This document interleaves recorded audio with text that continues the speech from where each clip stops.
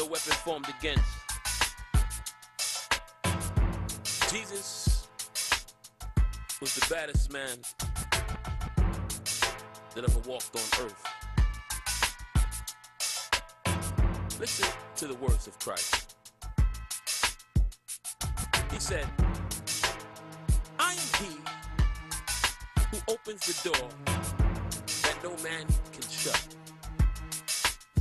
He said, I am he who closes the door that no man can open. That's a bad man. Wow.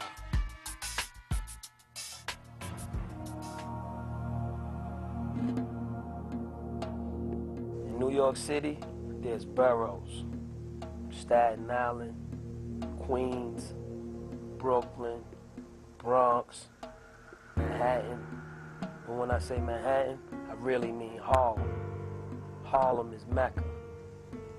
When people think of Harlem, they think of Apollo, 125th Street, Rutgers, but there's another side of Harlem, the underworld, where people do what they gotta do to survive. And this has been going on since Madame Mose brung the numbers to Harlem. Bumpy Johnson, Nicky Barnes, Guy Fisher. Those were some of the best who played the game of survival. But during the mid-'80s, there were 3 young men who took Harlem by storm, living by the code of the streets in pursuit of the American dream. Richard Porter, AZ, and Alpo.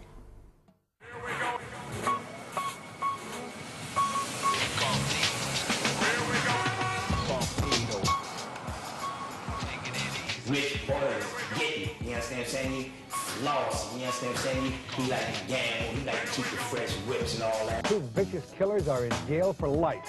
It's a whole different world. The crap is fake. The niggas is fake. The police is fake. They'll say all this shit is bullshit. These 3 cats, they had that already. Niggas, they had that way back deep in the early 80s, B. Who had that? Come on, Poe, Rich, A, or whatever, whoever was rolling with them, and it was like that, I'm saying. All this new stuff is just happening right now. They had that established already at that early age. So you saying they introduced that to the street? That's right. Nobody knew about that. They was getting bills when they were 16, 17 years old. 6 or 7 cars.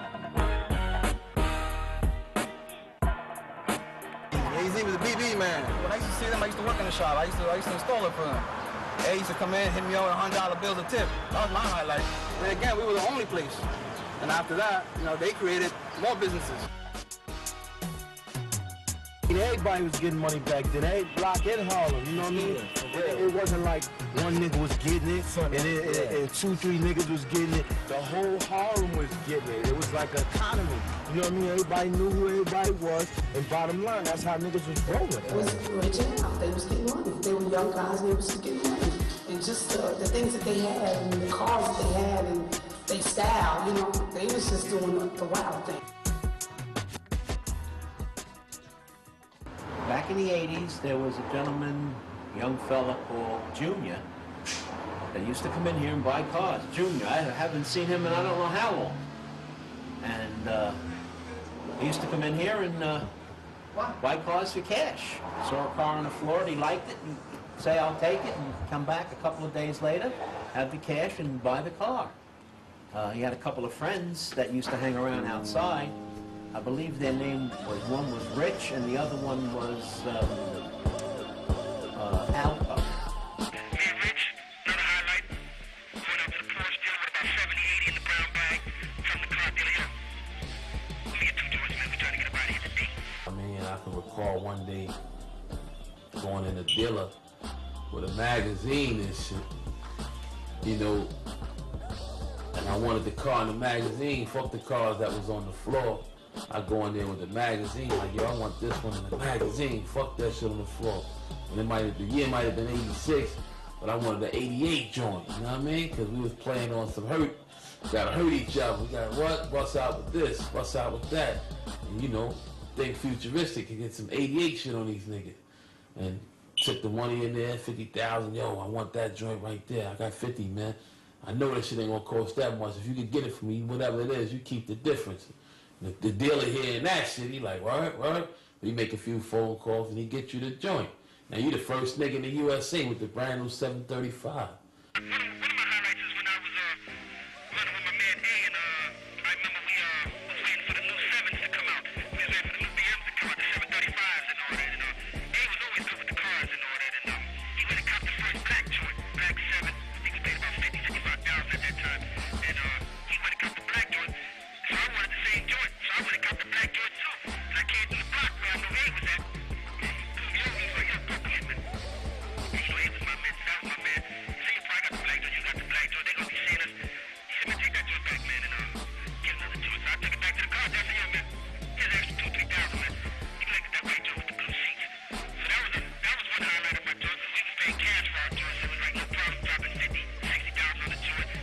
Niggas start buying their motherfucking cars.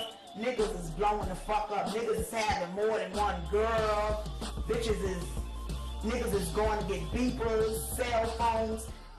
It's crazy right now. Hey, I'm telling niggas went from selling half a gram to getting 80 keys. You know what I'm saying? 100 keys. These niggas was hitting half a house, man. Made me want to hustle. Made me want to get money. Being fucked up, being broke, you know? Mom's on welfare.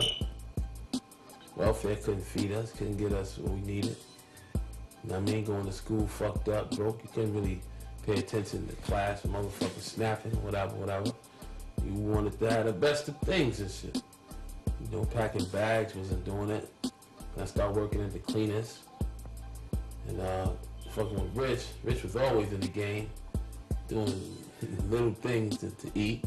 Whatever it was, he kept himself with some money in his pocket. And holding things from like guns, drugs, and things like that. And the cleaners, and Mr. Jimmy, the cleaners owner, finding the guns and shit, firing me one day, and it's like let me out. I was fucked up. Yeah, it was a different kind of me than that. You see, I was getting ready, at my age, I was damn near 60, I was getting ready to go back to jail again. You know what I mean? When I met up with AC, he was a very cool young guy, you know? He snapped me out, you know, because he had me over there doing a lot of card tricks, you know what I mean? And I could look at him like this, I was mad because he was doing shit that I couldn't understand, you know what I mean? He was a very cool kid, you know, he was working in Jimmy's tailor shop. I used to watch him all the time. I used to like his style, he had a nice smile, he had everything going for him, you know? And I said, son, we started talking. Then I got flagged off again. I was about 60, about what? First 58 or 60, then I'm getting flagged. I flagged off then, you know? And when I come back, I didn't fucking around. I looked at him, I told him to be very careful in what he's doing in this game because it's a bad game if you ain't got the right people with you, know? You don't have people with you that want money. You have people that want to be with you because y'all can get money together. Remember? And you got to remember this too in this game, especially in the narcotic game. You take some and leave some. You can never take it all. And the richer you get, the more able they want to get you. The police want you. The guys get envious of you. Everybody likes to get you. You get too much. And if you do get a lot, don't let them show you that you got nothing. If you're nice to who you can, stay downstairs, you survive. Right, when we moved to 146th Street, that's where all of this like really started, him and his hustle. 12 was really where the drug game started coming in. You know, before that, it was packing bags at the local supermarket, getting there early, being persistent with coming, having the best, like learning and clocking how fast the cashier might go, to know that this is the line that the people gonna get on, to know that this is gonna be how of a heavy tip he gonna get, to know that throughout the week, you know, I'm sticking with her, she be moving these customers through. That means that the more customers that come through, the more tips I'ma get. That was a hustle. And he knew how to like master a hustle. He would go pack bags, earn tips, get money from packing bags when he was like 9, to on Sundays to go get newspapers. He'll go buy his newspapers, Go to this newsstand on 48th Street, St. Nicholas. Go to the newsstand, buy all his newspapers. Go to like the privately owned buildings on Convent. It was beyond obvious that Richard Porter was destined for success from the age of 9 years old. At that early age, he understood the elements of capitalizing on the dollar.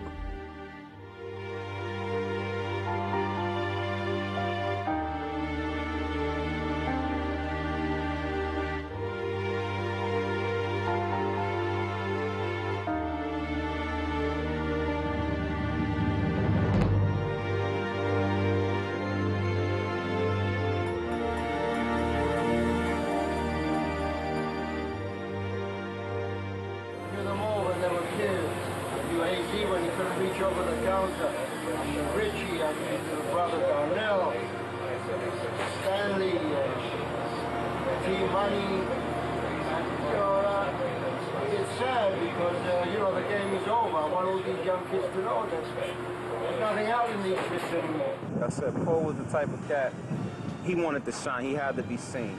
Poe was the one, he wanted to be seen, and he always, you know, had to do something. That was Poe, you know what I mean? I liked the Poe style as well, you know what I mean? Because he was like the daredevil cat, you know what I mean? You see Poe coming down 7, you know, Willie, and, you know, everybody know him for that. Like, he went motorcycle, riding, up wheelies, blocks. I heard like he fell and he scraped himself. All I seen was the scrapes from his back, down his butt, his arms, just nasty. All his skin off. What's that little dune buggy, little things they used to drive? Just through the streets like it was fine. Man, Poe paid the police off. They was chasing us in the Porsches. Coming down 7th. We banged the ill left on him and banged another left on him in the garage, but the garage was so small and so sharp. And the Porsches, we had them about 3 blocks. You understand what I'm saying? We had 2 Porsches in the gold 16 valve that Rich had. We was racing coming down 7th. Yeah. And they started chasing us from like 135th Street. So we banged the left on 3-2. We banged the next left in the garage, jumped out the joints, ran up the stairs. They went past the garage. But then when they looked at Lennox, they must have said these cats couldn't have went that fast, so they backed up and seen the garage and came up in the garage. We all ran up the stairs. I couldn't run no more, so I started walking back down the stairs. I see the nigga Poe hitting the nigga off, took the cash. And that was the illest shit I ever seen. One of the illest things I ever seen. Because I ain't know 5-0 do that type. So this could be why the rappers and stuff are rapping about him today? Yeah, I believe so. I believe his style, you know, like I said, the things that he did, whether they were good or bad, you know, yeah, he gave himself a name. People will remember him. I don't care if it's for the worse or for the good, whatever. They're gonna remember him. Whether for the good or the bad, Rich and Poe set trends that are so embedded in the streets that 11 years later their styles has been brought from the streets to the entertainment. For instance, the rap game. Some show love in their lyrics, and others try to live it. But the game will let you know, you gotta separate the streets from entertainment. Don't have love for. And then if we gonna take it to the era, wasn't none of them cats doing it like we was doing it, because when we was young, we had a garage with cars on every floor, and I'm talking about everything European, man. Yeah. You understand what I'm saying? So Yeah. if I went to the garage to take the Benz and the Benz was going, I could take the Porsche. And if I went to get the Porsche and the Benz was going, I could take the 7. Yeah. And if that was going, I could take the wagon. And if there wasn't no cars there, I could take a dirt bike. So I don't know none of them cats, all of them is fake to me, man. You understand what I'm saying? Bricks and all that. You know what killed me? Shit is real, B. A lot of these young cats, they be taking a lot of these rappers real serious nowadays, man. And you know, for real, not for nothing. I don't remember none of them cats, man. You know what I mean? I mean, for real, I'm saying I be hearing a lot of talk go on, you know what I mean, and about what they got and how much this costs and how much that costs and what this person got and what this person driving and I mean, I ain't seen nobody throw money in the air yet. These rappers hold no weight. It's a different world from this world and the rap world, you know? Bottom line. Bottom line, man. It's a whole different world. This is what's real right here, and that's what's they talking about it. Real niggas don't talk about it like that on raps, you know? The game show's not told anyway. Bottom line. What really killed me the most is how they be like, well, I'm saying not nowadays, but how they used to just down the drug dealers this, drug dealers that. But now you got all the rappers, they acting like they want to be drug dealers, and then you got niggas that's drug dealers that just want to get out the game, and then you got these cats acting like they playing the game. And it's like, and then it's like they make it bad for people like us, cause it's like they make it seem like it's all right to live that life when it's like, but when it comes from us, it's basically we just trying to just let it be known that you can live that life, but this is what can happen if you live that life. So it's up to you, cause the ball is in your hand. Rap niggas is like, they're not really rappers no more. It's like, you know what I mean? They blending in on the street culture now. And they like taking hip-hop from breakdancing and all that, putting it into, you know, crack buildings and bodies now. So it's like the realest rapper right now, I guess, is talking about crack and coke, huh? But my thing is, if you ain't never been on the street and so on and so forth, let's look for the brother that talks about having so much, man. That's the ones that I'll be like, you know, he frontin'. Because if you got it, you ain't got to brag about it. And if you did it, you ain't got to talk about it, man. Word up, it's already etched in stone. The street speaks, man. Everybody know who did what. A lot of cats, you know, they want to take niggas' names, flip it, bounce it and shit, you know. Make records, Sugar Hill, never been in Harlem. Come on, shit is fake, man. It's fake, man. This whole game is motherfucking turning into WWF, man.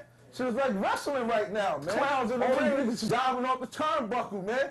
Trying to get a platinum fucking plaque, man. Shit is whack right now, man. That's why I do what I do, man. I be exposing niggas on my joints, man. And that's why niggas hate on me, man. If a nigga's fake, I expose them. I don't give a fuck, man. Real niggas gonna respect this shit, you know, because it's real. That's right, it's real. Died because of this, you know? A lot of niggas imitating Rich, Poe, A. A lot of niggas. You can't even say it's them, so many, you know it's so many, it's ridiculous. We ain't trying to say eight of them niggas was the richest, but them niggas had the fame that went along with the game. But people chasing the money don't really see what they doing, man. They're too busy about money, like the labels. They don't care what you rap about. Honestly, they don't. Because if they did, the shit that's out there that was out there before wouldn't have been out there. If they censored that shit from the start, like, I can't let you play this. They just stop it, but they say, yo, will it make money? That's how they talk. Yeah, it make money, so fuck it, say it. You know what I mean? But look what it's doing to the young ones that's looking up to it. It's poisoning them. Y'all could rap about it. Y'all could rap about the fly shit Richard had, his cars. But it's like, let him know where that shit may lead. You know, my little brother was 12 years old, a regular little boy riding a little ET bike, and at 12, Richard chose to sell marijuana. My little brother Donnell at 12 was still riding bikes, going outside, Mommy, can I go out to play? So he was a regular little boy who was robbed of his life because of Richard's drug life.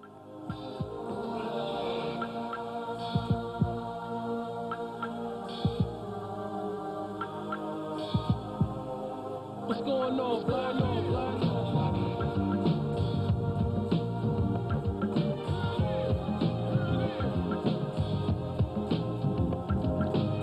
What's happening, brother? What's happening? What's happening, brother? What's happening? I got something to say to the homeboys from around the way. What's going on? What's going wrong? Knocking each other off word and bond. Stop the violence, must live in peace and silence. I come to solve the problem. What you talking about, eh? 132 Harlem. Torture for crack, 12-year-old kid kidnapped. What's going on, Black? You know, when people are poor, they got to do something for some money. Scarface was like a big commercial to sell cocaine. See what I'm saying? It's like a hit, boom, and cocaine. Movie industry has capitalized on this because for every major movie or drug movie, or every movie that glorifies crime, okay, that just sends the message that, you know, this is the lifestyle, this is what you can do. You know, movie plays a major role on the direction they're trying to send a thought and shit. And I happen to get caught up in that shit. Me and a whole bunch of others, I know for a fact, man. And I mean, people still look at Scarface to this day to get motivation to hustle. When you tell kids that they can't become something, and I don't mean it directly, but indirectly, and you're saying to them, look, education is not going to be the same for you. Economic breaks, not going to be the same for you. And you know what? You know what else they turn to? They turn to something that's an alternative, and all too often the alternative is the guy with the Rolex on the street, with the fancy car, the women and everything else, and they know what he's doing, he's selling drugs. That's sad. Education is the answer for the drugs. We always grew up around drugs, though, meaning me and my brother. You know what I'm saying? We knew what drugs was early on in the game. We knew what dope was, what dope fiends was. We knew what coke was, what cokeheads was, what pot. We knew all of that just from the environment that we was placed in. Me and my brother, Richard, we knew A almost half our lives. I'm 33, more than half my life I've known A. And him and Richard was friends first. You know, he found out I was Rich's sister later on through the thing, but him and Rich they went to school together. Alcohol came along like further down when everything was, and everyone was already who they was, everybody was already established. He had a set plan. From packing the bags, that was like his first stage, to selling newspapers, which enables him to get more money, to like getting into like, now we talking like 12 years old, getting into marijuana, selling joints for like $1. You know, then finding out that the white niggas that comes by his joints like some shit called hash, and he had a trick up his sleeve for them, like, well, these niggas coming way in from Jersey. So what I'm gonna do now, this money looking good, but he ain't had access, I guess, to the hash like he had to the marijuana. He figures out a way, I don't know how, I can't even tell you. But I can tell you what he did. He mixed up the sage with the eggs, scrambled it together in a tin foil, put it in the oven, come out hard, block it off, cut it up, and the nigga think they got hash. For marijuana, he wanted like a low key of money. He wanted money to go be able to get him a pair of sneakers or some shit like that. Then once that started wearing out and started disinteresting him because it was easy for him to get that, he moved on to a higher game. When he first started selling coke, I think it was coke, in the little glassine bags and shit. He'll put like, I guess, a nickel worth or $10 worth in a glassine bag. And we had these stamps from school. And just out of just playing and stamping shit, like, you know, back in the days in school, you do your work, you get excellent, very good. It was a stamp much better. He put the stamp on a glassine bag and called his shit much better and put it out there and killed them with the coke. Later on, when he started really killing them with, like, got more expanded with the coke and like started being like a distributor, like hitting niggas, hitting this nigga going to this block, whatever. I mean, this was back when I didn't know what a, now I know everybody carry beepers, but back then I didn't even know what a beeper was. For him to tell a worker, yo, I'm gonna get you a beeper, and when you finish, I'll give you my beeper number. You know we do business like this, or cell phones that back then looked retarded. I mean, I could say look retarded now because they're more advanced now, you know what I'm saying? So it's like, the shit back then, you look at that, how far back a nigga saying beat me in 1981, a nigga saying call my cell in 1981, that shit is crazy right now, but that was him. He went from each stage, each level. By his 16th birthday, Richard already had his first car. And you know how like today, somebody's first car might be a Toyota or a Honda or something like that, a Ford, or Richard's first car was a BMW.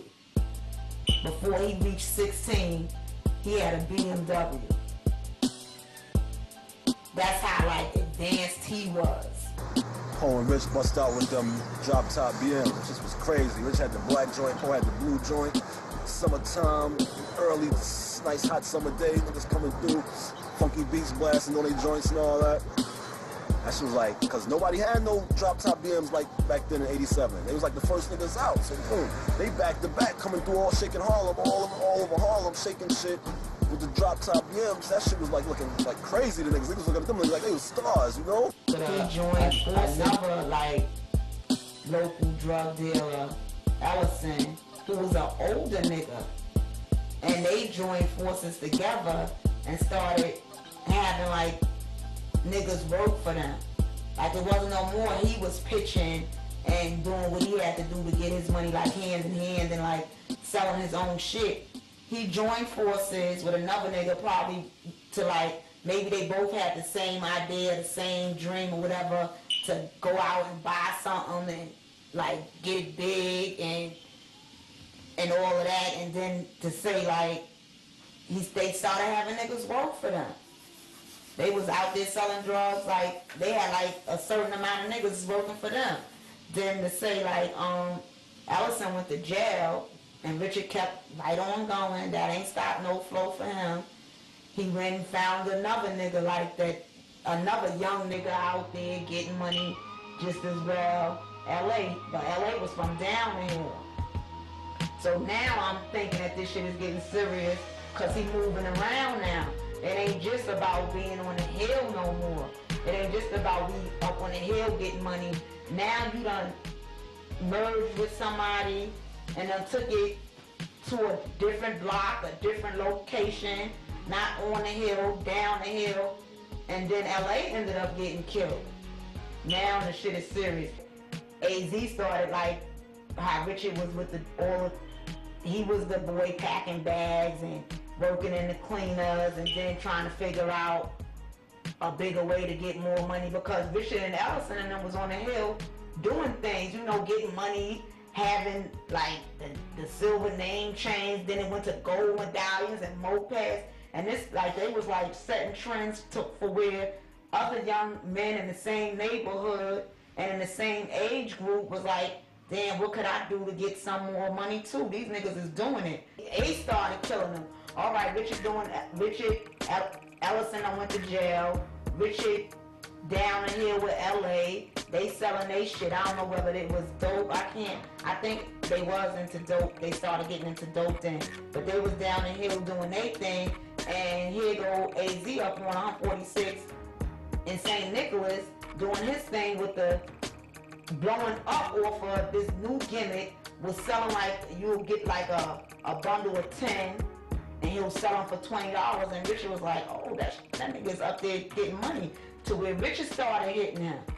So he knew how much money A was getting by how much money A was bringing him every other so often, like every 2 days, like where he might have hit one nigga with however amount of drugs, and it might take a nigga a week, 2 weeks, or whatever. He was hitting A with the same shit, and A was coming back like 2 days later, like re-ing up, like getting more drugs, like, and Rich like, what the fuck is he doing? Like, the fuck? And he like told him what he was doing, what his gimmick was. Richard and LA took that shit down the hill. That's where all the real money started getting made. How all of, like, that's where all the money really started originating from. That gimmick on that coat. Cause niggas was blowing up on that shit. Buying cars, Like they was changing cars like they changed sneakers, you know what I mean? You know what I mean? Nigga had like 40-something joints, man. It was real, man. I might have had like 40-something joints throughout the hustling game. Rich might have had like 40-something joints. Poe might have had like 40-something joints. You know, niggas was getting it, man. I mean, crazy to say now, but then them niggas was setting trends. And they wasn't nothing but 16 years old. BMs and Saabs and shit with the interior, lambskin interior saying the BMW 528E, Saab. You know, that shit, all that, that's when I saw shit was getting real. Right there. AZ made a lot of paper, man. The most money I could really say I made, I was making like, I was getting joints for a dirt price, man. I don't think nobody on the street can compete with the prices I was getting. But, and I ain't even gonna say the numbers, you know? But I was making at least about, I could make at least about $40,000, $50,000 a week profit, you know what I mean? And that's not even hard, going hard. If a nigga went hard, it'd been crazy in that, but I was the type that laid back and didn't play like that. I mean, I let everybody eat, you know? I could have played hard, but you know, I spread the love. Highlight moments, basketball. You know, they might be shooting jump shots for a G. You know what I'm saying to you? That was like funny. Hey, he might have 150,000 in the trunk. They gambling.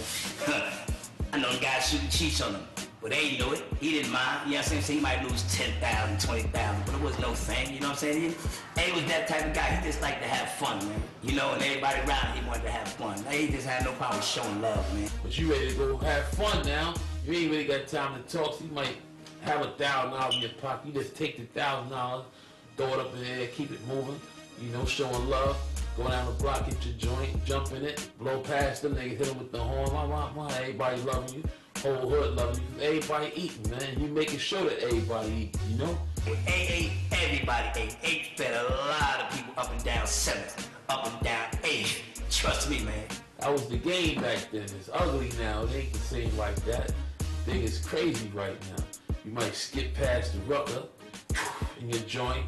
You know, I wasn't the type to stop, get around crowds. I keep it moving. But it seemed like the zone that we had niggas in, when she went past the rucker, you park your joint on 32nd, she used to be at, in the cut or whatever, you play the stupid. It seemed like the whole fucking game used to come to you. You know what I mean? It was ugly. I remember when I was younger, when these cats was getting money, I always wondered, were they nervous about being in the spotlight? Me and Rich pull up in his Benz 16 valve, and we pull up our Willie's Burgers, and it seemed like the whole crowd that was out there was looking at us, like they was waiting for us, you know, to come. They was just staring at us, like we looked at each other once. Yo, you felt that? I said, Dick, pull off. He pull off slowly, you know what I mean? We pull off. He's like, yo, dog, man. It's crazy, you felt that? I said, did I see him going in? He said, me too. But the next day, we kept talking about that shit. Like, yo, dog, we gotta chill. This shit is crazy, man. This shit is crazy. Now everybody's out. All the thugs, all the homie jacks, all the wolves is out to get these niggas. You understand what I'm saying? Because they young and they getting it. August 20th, 1987. That was the day I got shot. It didn't have to go down like that, you know what I mean? Being honest. You know, stick up, robbery. And shot like 5 people. You know?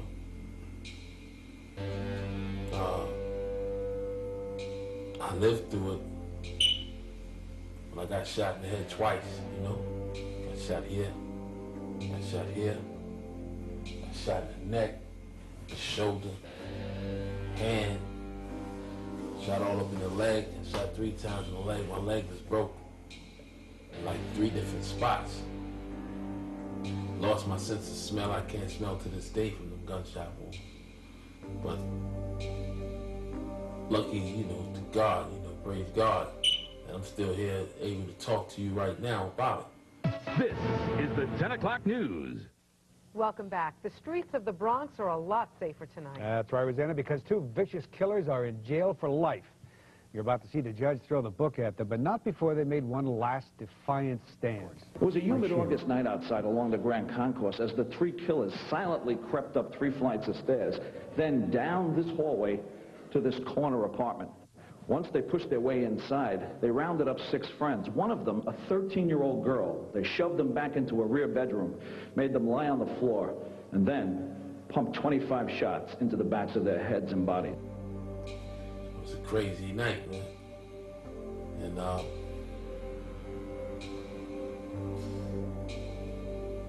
to live through it and to still be sane, to me, it's like, I gotta praise God, man. You know, every step I take through life from this point on, because I know it was him that was there with me. It's crazy to see someone put the gun on your forehead and you watch them pull the trigger. I embrace myself to take a bullet, not a punch, but to take a bullet. That embrace was so deep that God, like, I didn't even feel a gunshot when I left. But the body must have stayed there, and they must have kept shooting the body up. But I was gone already, bro. You know what I mean? I was in the light. And it was up to me if I wanted to live or not. And I asked God to let me live. And here's the results. I'm here right now, you know what I mean? But it was a crazy night. It's a night that I don't really want to speak on. All we worried about is the Yankees going to stay in the Bronx. That's all we worry about. We're not concerned about human beings. And I hope he gets saved and die. You said your piece? I said my piece. Give me my time. I'm going to get out of here. Odds are Henry Bolden and Ronald Timmons will never set foot on a city street again.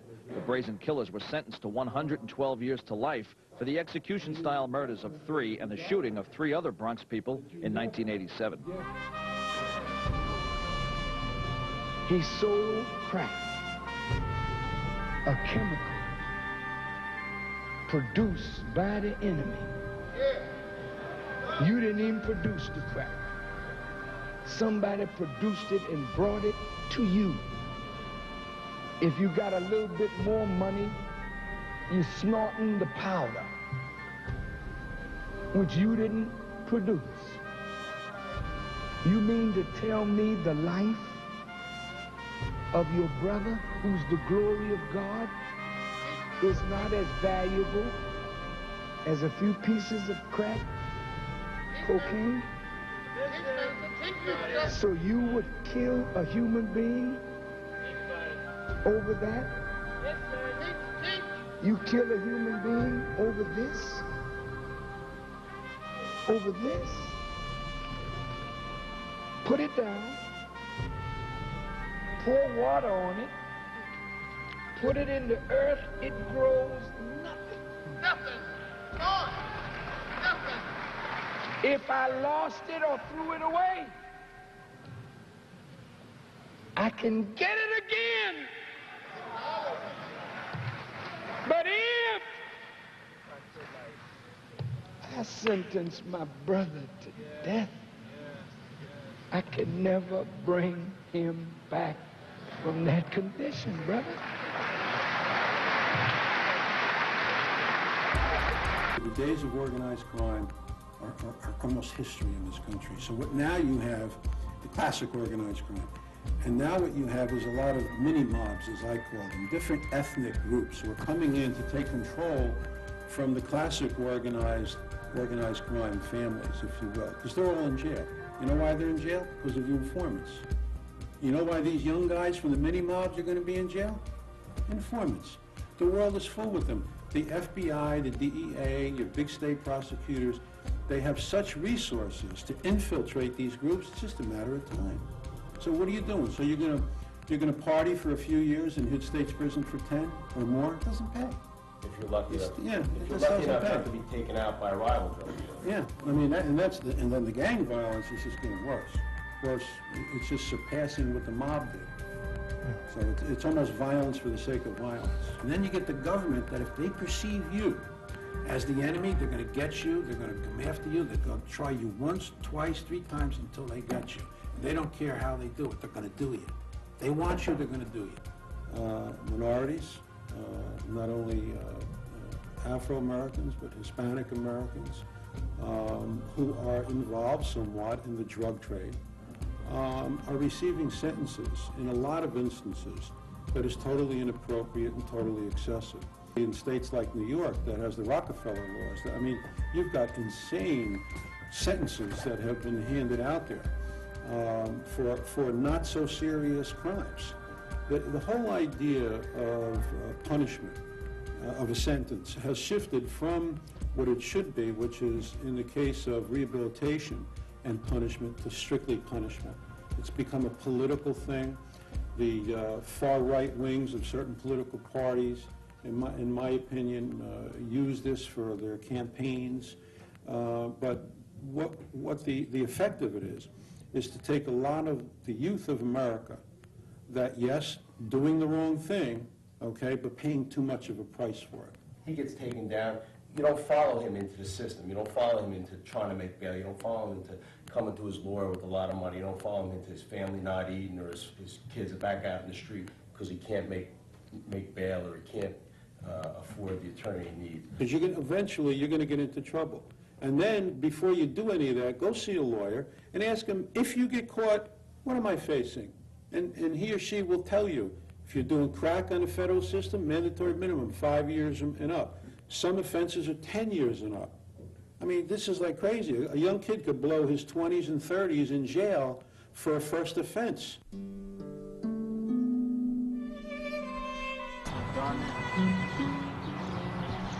Well, basically, what happened was, on December 5th, 1989, Darnell left my mother's house, which is on 132nd, left home that morning to go to school. And all through the day and all during the day, my mother was led to believe he was at school. It wasn't until that afternoon where she came home, rather he didn't come home, and it started getting kind of late. She called me, I guess she called his friends, she called other people where she might have thought that he might have been, and no one had heard from him. Then, I don't know like exactly what time, at one point or another, somebody called stating that they had Darnell. At that time, my mother thought it was like a joke, like somebody calling, making prank call. I don't know for what reason, but I mean, when something like that is probably more so done, you don't automatically think like this is serious. This is like somebody calling saying they got your son. It's like some shit that you see in the movie. So first off, she thought that somebody probably was playing with her. And then like we all gathered up together in the house and started realizing that this was something that like really wasn't a joke. Like they kept calling and they kept trying to make contact to let us know that they had captured or taken Darnell. Then like through the course of that night, people were calling, I guess the people who had taken him, the kidnappers, because at this point we were believing that he was kidnapped, and this is what they were saying on the phone. They were contacting Richard, talking to Richard, saying that they wanted $500,000 ransom. In order for him to see his brother again, he would have to give them $500,000. So it was like a lot of going backwards and forwards on the phone, and I don't have no $500,000. At one point or another, they even lowered it to $350,000, and they were still on the phone negotiating and saying, you know, playing tapes. They had played a tape of my little brother. He was saying that somebody had them and they want Richard to pay some money to get him back. That was a tape recording of him. And at the time, I guess it was taking too long, and the day was going by, and things wasn't happening, I guess, as fast as they would have liked it to. I guess to show Richard that they weren't playing and that they were dead serious and that they had him for sure. They told him to go to McDonald's on 125th Street in Broadway, to go into the men's bathroom and look up underneath the sink, and there would be something there for him. Now at this time, I'm like, you know, I believe something's really going on. This is dead serious, and my thing was, for some reason, I felt like they probably was sending something of his back to us to let them know to let us know that they were serious. So at that time and at that point, I said, if it's a piece of, like, if it's a piece of my brother, I don't want to know. And they went, my cousin went, Peanut went, and a friend of Richard's. They went over to McDonald's, they came back, they said they didn't see anything. So the people called back and said, did you get it, or whatever. And they were so persistent with it, I was like, there's something there. So they told them to go back. They went back and they came to the house and they huddled with Richard and they were discussing something, and I didn't really know what it was at the time, so I was like, what happened? Like, I know they didn't send. And what they ended up telling me was that they had sent a copy of a tape and my little brother's finger with 2 of his rings. And on the tape, like, they brought the tape, they wouldn't bring it upstairs, I guess, because I had already stated that if that was so, I didn't want to see it, and I didn't want to know. But they brought the tape upstairs, and they played the tape, and on the tape, my little brother is, he's crying. And he's, like, telling us that they cut his finger off. He's asking for us to help him. He asked for me. He asked for my brother. He was like, Richard, give them the money. They cut my finger off. They said if you don't give them the money, they're going to cut my hand off. So at this time, like, from the beginning, there was no police contact. We hadn't contacted it. It was just like family who knew what was going on.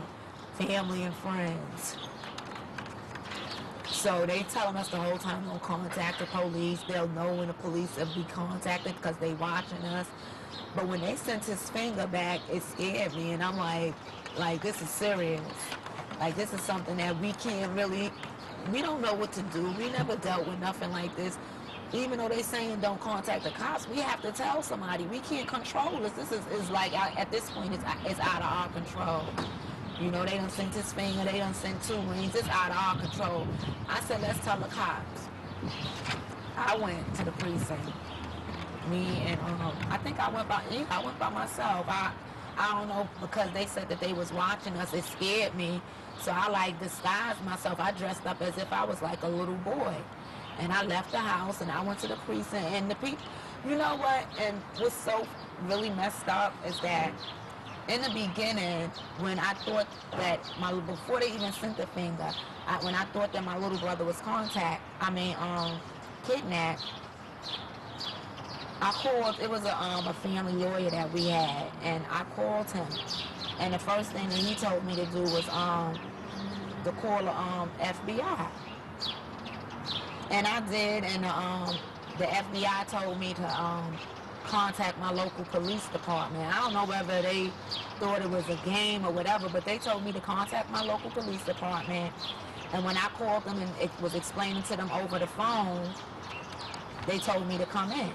So I dressed up in a disguise and I went in and I was basically explaining to, like, these officers what I had, the ordeal that we were going through. And I guess for them to believe that it was really true, like I wasn't just coming in there fabricating a story, they wanted to see the finger and the rings. So I called my house and I told my brother, who was really trying not to be really involved, like, not to say involved, but I don't know, as far as the police contact. I told him to send one of his friends with the contents that they had sent us. And the guy came and he brought it, and at that point, they believed that it was really a kidnapping going on, and he was taken, and he was being held for ransom, and that these people that we were dealing with were serious. They, it's like, my whole thing with it now, I've grown so, it's been so long now, and I've grown so much with it, and I know so much now. It's like, everything that they did was, like, so fucked up. Excuse my language, but it was really messed up.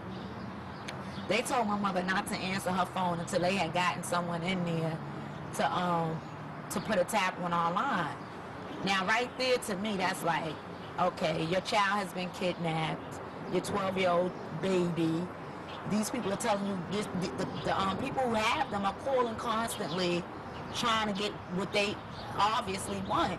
So you telling her not to answer her phone, and I believe once that happened and she didn't answer her phone, they knew, the people, even if they were blind, knew that something was going on, because if we have your son, why aren't you answering this phone? You want your son back.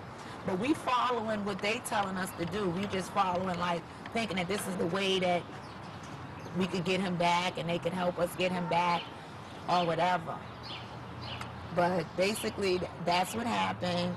And like, that was December 5th. It moved out for like more days, and more family was coming in and more friends was coming in, and we were talking to people that we were like close to and thought, like, at that time, we thought that these were the people that we should talk to. And like December 10th came. It was still negotiations going on and backwards and forwards over the phone, and it's like, they might have thought because of the fancy cars that Richard drove, the jewelry, or whatever, that he might have really had that type of money to give. But in the end, we really found out who it was, and to me, they were niggas that's in the street that know just as motherfucking well that if you a drug dealer and you hustling or whatever you doing, you the man sitting next to the man sitting next to the man. Somebody is always sitting next to somebody else. I might have it, but I have to pay this person, and that person have to pay that person. And then I'm in the street, I'm dealing with losses constantly. This loss, that loss, the cops taking, the people taking, the family taking. And it's like, these people know the rules of this game that Richard was in. So to really think that it was just $500, $5,000 just laying around for him to touch and say, here, was like, come the fuck on. Okay, but obviously that's what they thought, and that's what it was. And like, the negotiation was going backwards and forwards, and like, Richard at times was like, he really felt like even if we would have given the money, that my little brother, we wasn't going to ever see him again. Like, realistically, the real view of it was, it probably was somebody that we knew. And if it was somebody that we knew, Donnell knew them, and they're not going to give him back. So December 10th, they sent like the final call. Like they said, they sent a note. Some lady from my aunt's building brought a note down. They took it up to my aunt's house. She brought the note down stating that Donnell needed medical attention, and this is our last chance to get him back. And at this time, we were in my house reading the letter. My godmother lives upstairs, so we all go upstairs, like my uncle, my brothers, we upstairs, and we discussing, like, because the cops are now in our apartment. They've taken over the investigation. They listening in on phone calls. So we didn't want to speak in front of them. We like, if this is our last chance to get my little brother back, let's try to do this on our own, because looking at it, they fucked everything up. They gave us no chance to really get him back with the because after they said don't answer the phone, by the time they put the taps on, like 4 hours down the line, the people never really called again. Like, we were getting like hang-up calls and shit like that, but the contact ceased. December 10th, they made their final contact. They wrote a letter saying that my little brother needed medical attention and somebody should, for us to meet, go to this, they sent us to 100 and, like, right there by Broadway where the finger and everything was, they sent us to a phone. Now, I'm up there once again. The only thing I'm thinking about, and I feel, like I could say I feel bad in the way that my conscience was just saying, tell the cops, like, we upstairs and they like, this the last time. I'm like, Richard, we cannot do this by ourselves. If you saying that they're not going to get Donnell back, we got to let them know. So I took the letter downstairs and I showed it to the cops. It was like the movies. They looked it up to where it was like a cab, but really it was the cops. But me and Richard was supposed to be in because Richard was going to get the phone call, and I'm like, I'm going with you. We went together, we stood there, no phone call, never happened. Later on, years down the line, basically that's how that ordeal went. And years down the line, I mean, all of that happened. Nobody never called, and since that day, nobody contacted us again. January 4th, history be known that the cops came to our door and asked for my mother, and I'm like, for what or whatever, and they was like, they were there to tell her that they found, now these are cops from the Bronx. The cops from Manhattan was the one that was over the case as far as my little brother was concerned. Cops from the Bronx came to my door saying that they needed to let my mother know that they had found her son's body. My mother go into shock, basically screaming and hollering and going on and on about Donnell. You know, not my baby, Donnell. And the cops are sitting there looking puzzled, like, Donnell, like, what is she talking about? And the cops, one of the cops asked, do you have a son named Richard? Now, how long was this? How long? This was like not even a month, not even a full month, because December 5th is when the kidnapping took place, December 5th of 1989. January 3rd, like that late night morning, going into the 4th, the cops came to our door saying that they had found the body of her son, and my mother thought that it was Donnell. And one of the cops explained to her, well, asked her, did she have a son named Richard? And she was like, Richard? She was like, yeah, we believe, they said that they believed it to be the body of her son Richard. And I'm like, totally fucked up, like, no, I just spoke to my brother, and it ain't my brother. And I went like, cause I was so trained at the time, since the cops were inside with us, to go to my aunt's house and beef him or page him, whatever. That's what I did. I like went, woke my aunt up like, I gotta be Richard. They talking about Richard is dead, and I know my brother's not dead. I just spoke to my brother. So I goes into her house, I beep him, and I'm sitting there and I'm waiting by the phone. I'm like, my brother's gonna call me back, cause he always call me back. I'm like, Daddy killed my brother. No, not Richard. So come to find out, like the next day, me and my father went down and we identified the body. And it was Richard because he had a license that said his name was Richard Thomas. So I'm like, somebody probably stole his wallet. Somebody probably robbed him, took his wallet, and that person got murdered, and they think that it's Richard. So me and my father went down to the morgue, and it was, in fact, Richard. So now we have to deal with my little brother still hadn't had no contact, hadn't been seen or heard of from nothing. We still, like, Christmas came, he was like, oh, they're gonna give him back for Christmas. Christmas came and left, the New Year's came. It was just me, Richard, and my mother. We was like, oh, they're gonna send him back for the New Year. The New Year came and left. And January 4th, right after the New Year, they said Richard was dead. So now, okay, Richard's dead. We're planning his funeral and all, still hoping and praying that some type of way, through some means, the people who kidnapped Donnell would see now that Richard was dead, they couldn't get no money, that they would just send him home. Only for January 28th, early in the morning, my father calls me, he like, you up? And I'm like, no. He was like, nobody called you? I'm like, no. He was like, no paper, you haven't seen no papers or nothing? And I'm like, no. Like, he was like, all right, he was at work. And I guess he might have seen the paper at work or heard something on the news at work, but he was like, he was on his way over there. Before he could get there, 2 officers came that was a part of the kidnapping investigation.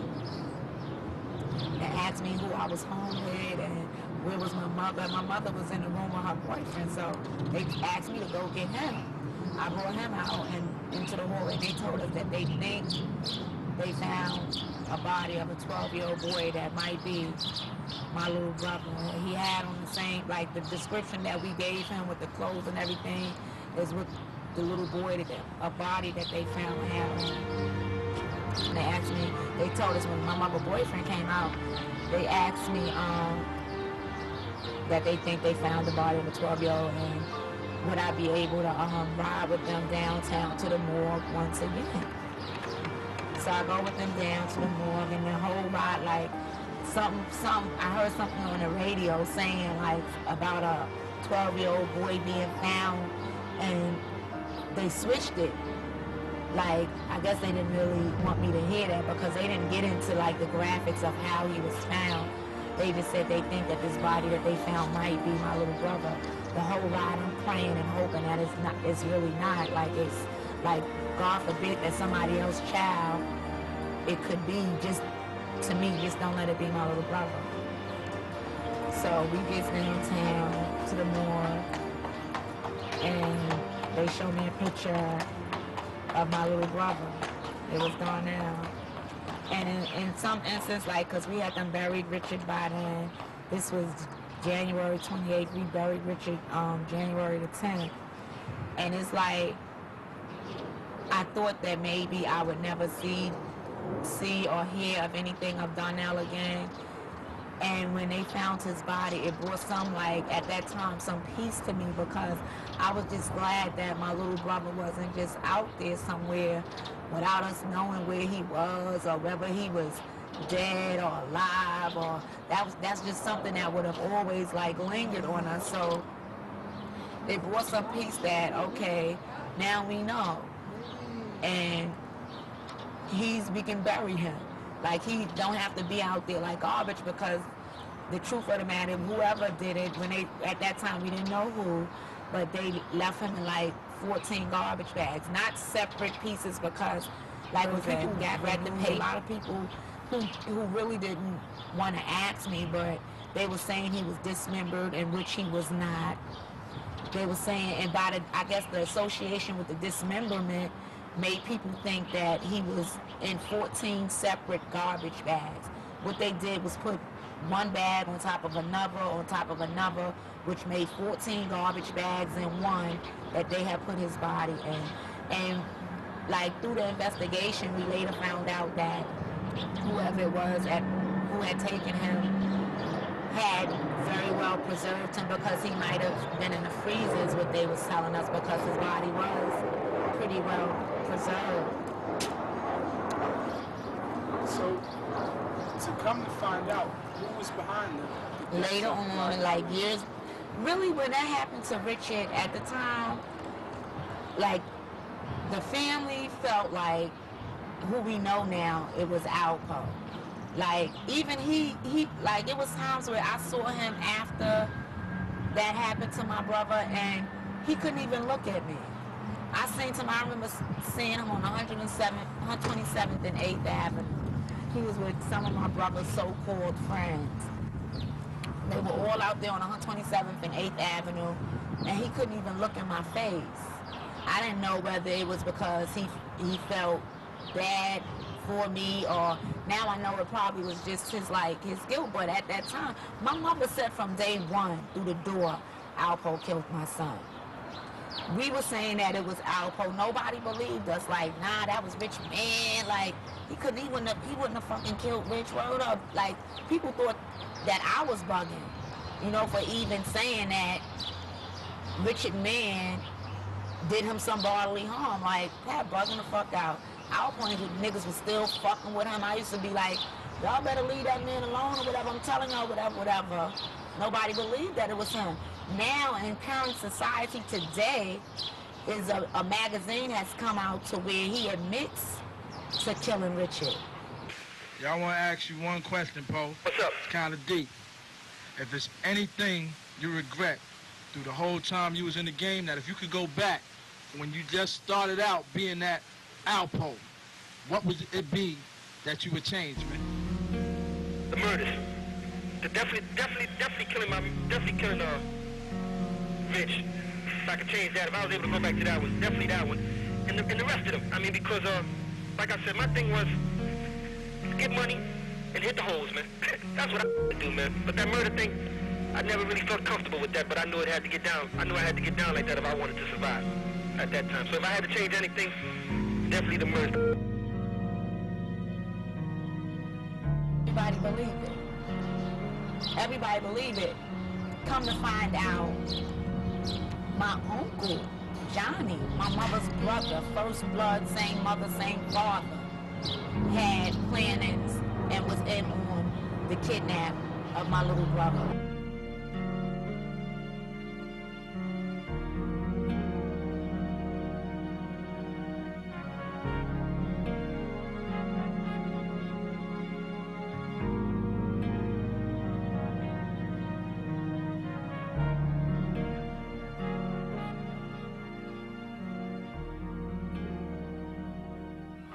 This award is given posthumously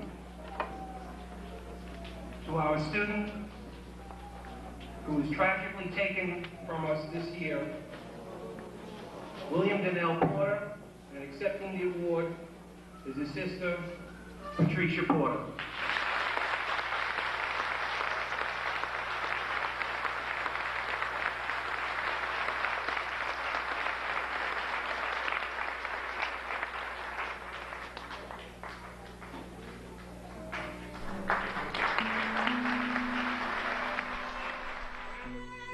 2 days after Donnell's funeral, a rainbow appeared over the block where he lived in Harlem. This was definitely a sign that he arrived in heaven.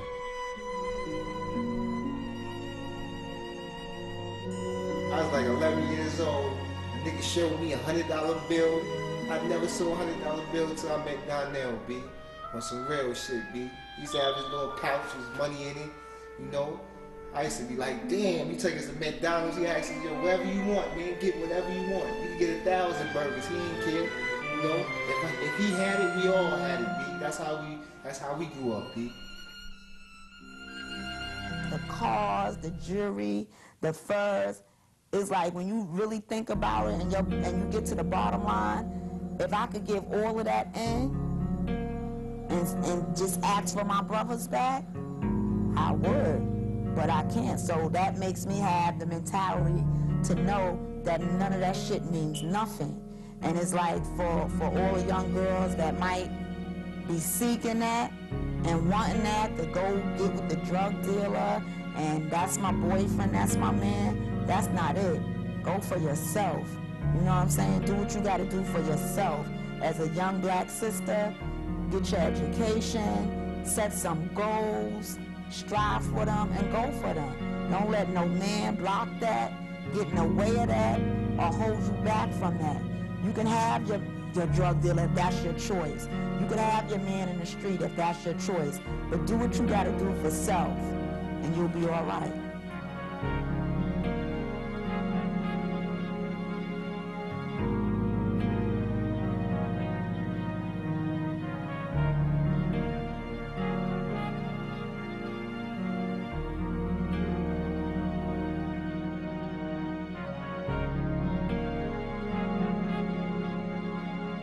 To whom it may concern, the game is over. One love.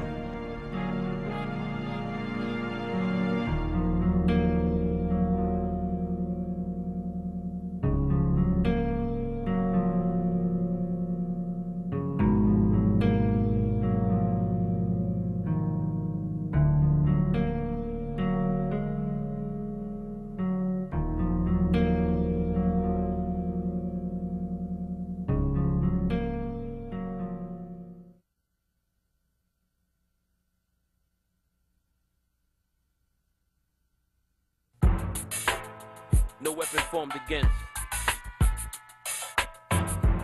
Jesus was the baddest man that ever walked on earth. Listen to the words of Christ. He said, I am he who opens the door that no man can shut. He said, I am he who closes the door that no man can open. That's a bad man. Wow.